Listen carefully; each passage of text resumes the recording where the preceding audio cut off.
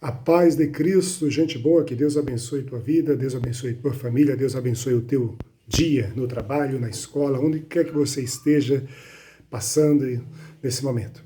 Quero trazer uma reflexão para vocês do Salmo de número 5. O Salmo de número 5 é um salmo de Davi para o cantor Mor sobre Neilote. Essa palavra Neilote, segundo alguns estudiosos, significa instrumento de sopro, ou até alguns defendem que seja uma melodia.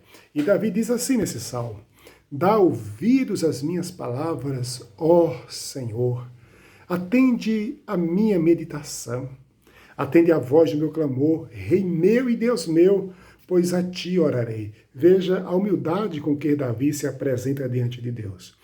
Ele reconhece que Deus é Senhor, que Ele é Rei, que Ele é seu Deus, e ele diz, a ti orarei. Ou seja, orar é conversar, é interceder, é pedir, é um sinal de dependência. Davi, apesar de ser o maior rei de Israel, ele se achava servo de Deus, dependente de Deus. E você?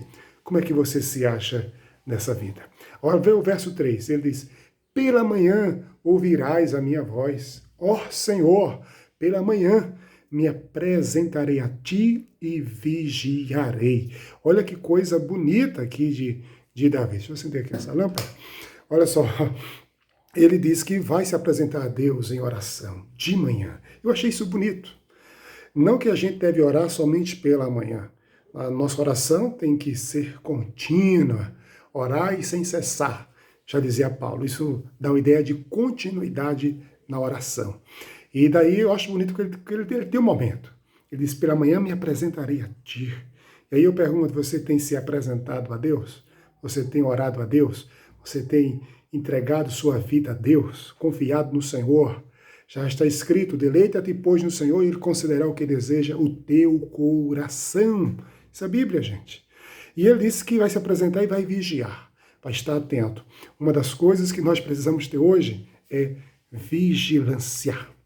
Vigilância na vida, para a gente não escorregar nas cascas de bananas, não tropeçarmos nas pequenas pedras, porque nas grandes a gente não tropeça porque a gente vê, mas nas pequenas a gente tropeça porque não as vemos. Então cuidado com isso. Vigilância, gente. E ele diz assim, porque tu não és um Deus que tem prazer na iniquidade, nem contigo habitará o mal. Eu acho isso lindo. Ver como Davi reconhecia como Deus era limpo, era justo, era perfeito, era santo. Ele diz que Deus não tem prazer na iniquidade, naquilo que é pecado, naquilo que é erro. Deus não tem prazer nisso, Deus não tem alegria no erro. E muita gente se alegra no erro, se alegra em escarnecer dos outros, se alegra em encher a cara de cachaça, de drogas e de mentiras e andar em caminhos fraudulentos, em caminhos de engano e enganar as pessoas. Deus não tem prazer na iniquidade, nesse tipo de caminho. E ele disse, nem contigo habita o mal, porque Deus é bom e é perfeito. Nele não há mal nenhum. Aí diz, os loucos não pararão à tua vista, aborrece a todos que praticam a maldade. Destruirás aquele que profere a mentira. O Senhor aborrecerá o homem sanguinário e fraudulento. Veja que todas essas coisas Deus aborrece e Davi tinha consciência disso. Agora o verso 7, ele diz assim, mas eu entrarei em tua casa pela grandeza da tua benignidade. E em teu temor me inclinarei para o teu santo templo. Sabe o que eu acho isso aqui bonito? É porque Davi ele não diz que vai entrar na casa de Deus pelo mérito dele, porque ele merece. Ele diz que vai entrar na casa de Deus pela grandeza da benignidade de Deus. E é essa benignidade, gente, essa graça, essa misericórdia, esse amor, essa compaixão de Deus que transforma a gente, que nos agraceia com dons, que nos agraceia sendo uma pessoa melhor, nos aperfeiçoando o nosso caráter, a nossa vida cristã. E Davi exalta isso daqui, a benignidade de Deus. É por causa dessa benignidade que a gente não é consumido. É por causa dessa benignidade que nós estamos de pé. Porque mérito não temos.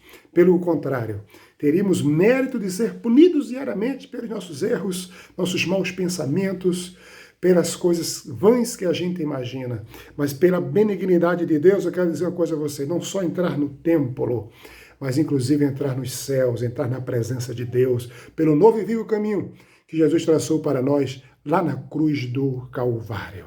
E aí ele diz, Senhor, guia-me na tua justiça, ele pede isso. por causa dos meus inimigos, aplana diante de mim o teu caminho. Ah, como seria bom se as pessoas pedissem a Deus que fosse guiado em sua justiça, não a justiça do homem, a justiça divina, que é perfeita. Porque não há retidão na boca deles, os seus íntimos são verdadeiras maldades, a sua garganta é o sepulcro aberto, lisonjeia com a sua língua. Declara-os culpados, ó Deus, caiam por seus próprios conselhos, lança-os fora por causa da multidão de suas transgressões, pois se revoltaram contra ti. Esse aqui é o desejo de Davi. Ele descreve como é o ímpio, como é a pessoa distante de Deus, os mentirosos, os que lisonjeiam, a boca dele é um sepulcro, sai coisas podres, pessoas que falam palavrões, pessoas que ofendem o outro, a boca está sendo um sepulcro. A boca de uma pessoa que serve a Deus, ela deve ser santa, ela deve ser fonte de vida, fonte de saúde para ele e para outras pessoas também.